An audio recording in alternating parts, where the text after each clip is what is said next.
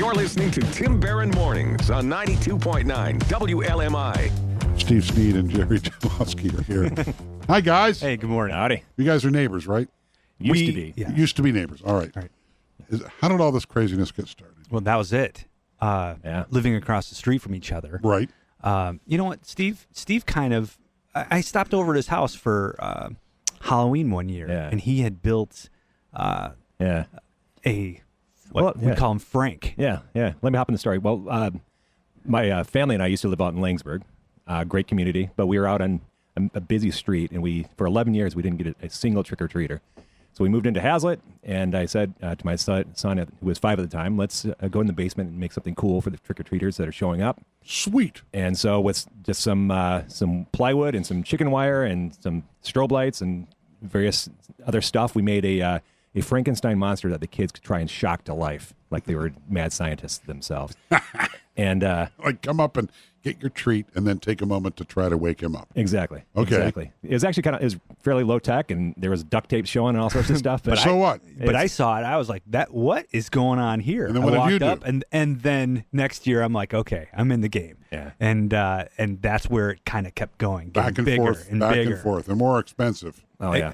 Yeah. You ended up with a Batmobile you made out of a car. That was the pinnacle where it just out of control. And did you do operation, or did someone else do the operation game? Operation is Lansing Makers Network. They're going to show that off tomorrow. They're doing that tomorrow. I've seen the game. It's hysterical. Cool. Giant operation game. Yeah. Right. Yeah. So it got so big, then it was, all right, it's time to, bring it to more people. And we have an arsenal of stuff, sure enough, in our garages.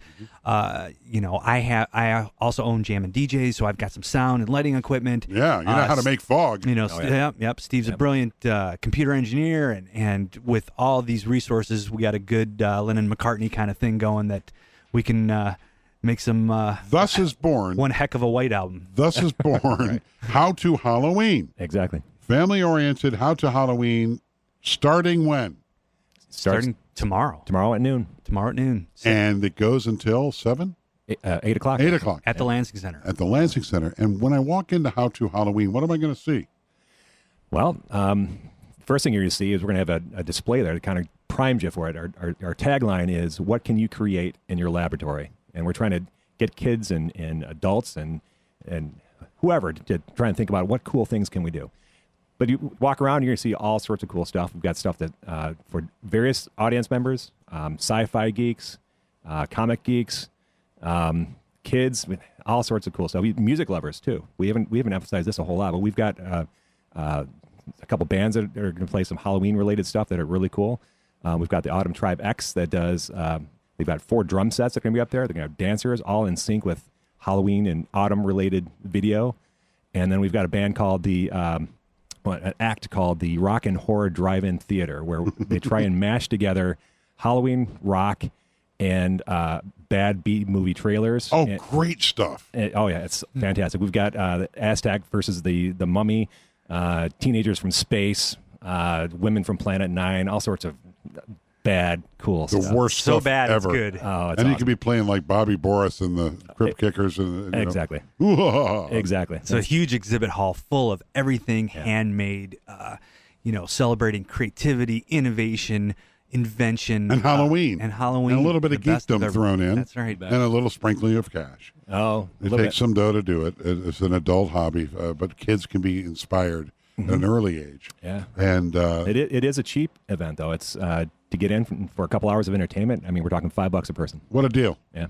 Can't beat that. No, you can't. And How to Halloween, again, is tomorrow.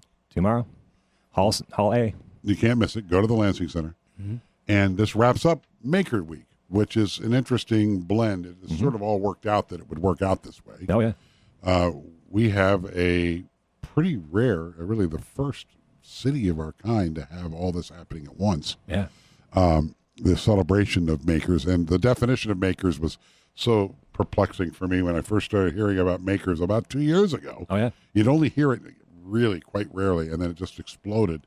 Now everything's, my mom made a Halloween costume for me when I was a kid. She made a hobo out of an old jacket of Dad's and a bunch of weird patches all over it. And stick. Oh, yeah. And a stick with a red kerchief on the end of it. Yeah, right. She was a maker. That was a maker. Yeah.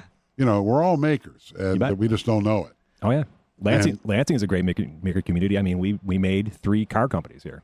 A good point. You know, Ransom Olds did not like horses, Right. and that's why he decided to make the car go. There you go. I mean, it's really true. And the fact that you can stand on that very spot within 20 feet of where he decided, I can't take the horses anymore. It's on the banks of the river. There's an obelisk there now. Oh, yeah. And, you know, so many people don't even know that's there.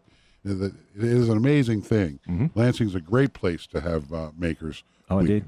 Now, of course, for those that don't understand any of this, where can they find a resource? Is there one place to go read about makers and what it's all about? I mean, we've had a lot of makers news this week.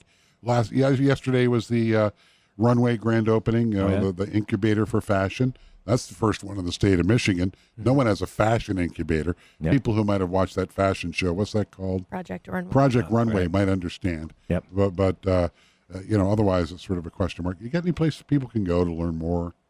Well, of course, there's Make Magazine. That's probably a great resource there. Instructables.com. There's people, let alone Halloween, but everything all the way around. Yep. Locally, the Lansing Makers Network are a great source of everything that they have. And explain what that is. That's the old Temple Club is where they're headquartered. And anybody can walk in there and do what? Well, you can walk in and Introduce yourself, obviously, or they'll call the police. Right. But you go in and what happens? they basically they try and give potential makers and makers a set of tools that you can use to create any type of project. They have a wood shop, they have CNC machines, they have 3D printers. 3D printers, metal shops. What's the difference between a maker and what we've always just called an artist?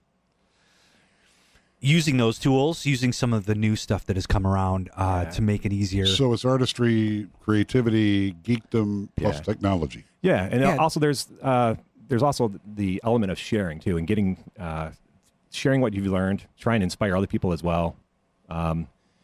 Just try and evangelize. Thus, my prediction that eventually this whole maker's business is going to invent something that makes a whole lot of money, and there's going to be a giant lawsuit. You never know. But maybe that'd be the best thing, because then you get a ton of publicity about makers. There you go.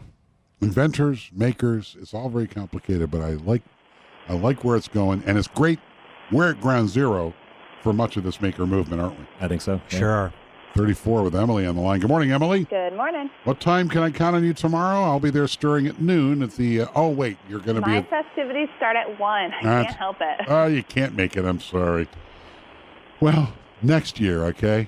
Okay. You can be a celebrity stirrer with me. I'll be out there at the Apple Butter Festival at Fenner Nature Center. And I'll be down at Makers, of course, events happening with the How To Halloween. And, I think I'll just be everywhere this weekend.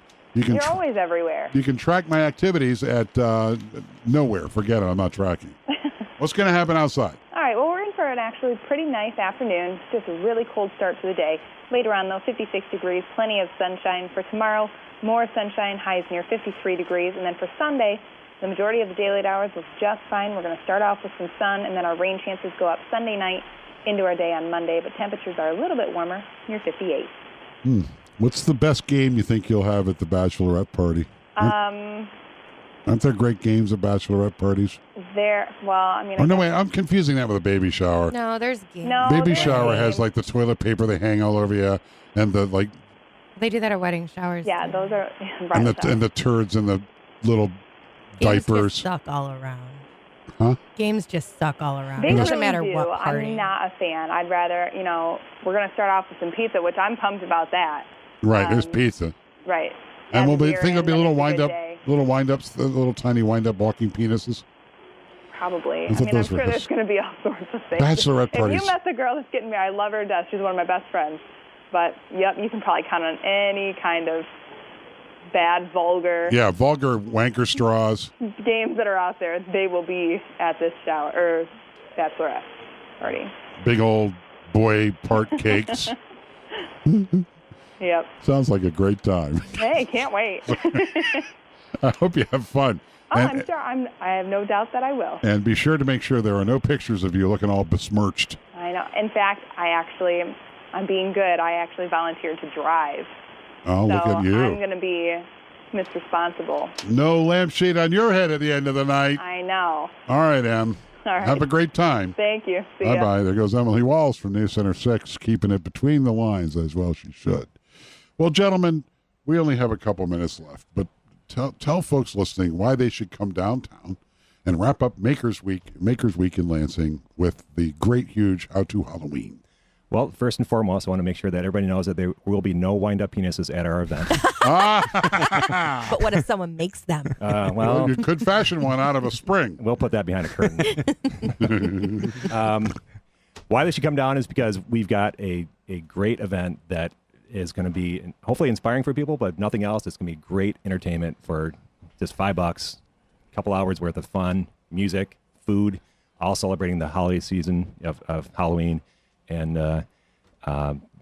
we're hoping that you're going to walk away inspired and maybe come back next year with your own exhibit that is going to be far better than what everybody else has done this year. But if nothing else, just go off and make something really simple. And you, sir, what are your thoughts? You know, we've got the largest gathering of Star Wars characters going to be there. Oh, yeah? We've got Impression 5 throwing with their trebuchet, a huge catapult. Yeah, I saw that yesterday. You know, we've got just so many, from the bands to life-size Operation. We just towed Mater in there, Batmobile. It's just endless for $5 of entertainment. Where are you going to get that? And well, you're not making money on this, obviously. You're just paying your bills. That's about right. But or writing checks at the end, probably. But that's okay, too. But we're having a good time. It's not always about money. You both do well, and you know, you're having some fun with it. But you are sort of giving to the community in that regard, so thanks. I appreciate it. Oh, yeah. Thanks. And you're having fun while you're doing it. Thanks. Well, something for our kids, too. Yeah. Well, talking about giving to the community, we want to make sure we get a plug for LEPFA.